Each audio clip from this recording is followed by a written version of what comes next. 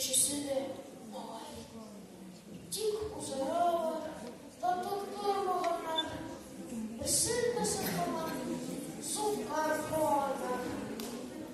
Güler karışkeş, doğan babay, uz yanına taşken. Üçüsüne bile, sıkıntı bilgen.